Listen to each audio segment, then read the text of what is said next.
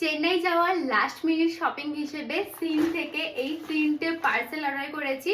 তবে এর মধ্যে যদিও 4টে প্রোডাক্ট আছে, চলো তোমাদের সাথে আনবক্সিং করি। আজকে জাস্ট তোমাদের সাথে একটা সিন হল শেয়ার করছি, বাট এই ভিডিওতে আমি তোমাদেরকে কোনো প্রোডাক্টই পরে দেখাতে পারবো না। অ্যাকচুয়ালি এগুলো আমাকে সমস্তটাই ট্রলিতে প্যাক করতে হবে, তো তাড়াতাড়ি আনবক্সিং ভিডিওটা শ্যুট করে আমি প্যাকিংটা কমপ্লিট করব। তো ওখানে গিয়ে বাড়িতে পরার জন্য আমি এই দুটো লং টি শার্ট নিয়েছি, এগুলো এখন ভীষণ ট্রেন্ডিং চলছে। তো চলো এই দুটো ফার্স্ট তোমাদের সাথে শেয়ার করি। ফার্স্টেই শেয়ার করছি আমার ভীষণ পছন্দের একটা কালার, যেটা হচ্ছে রেড কালার।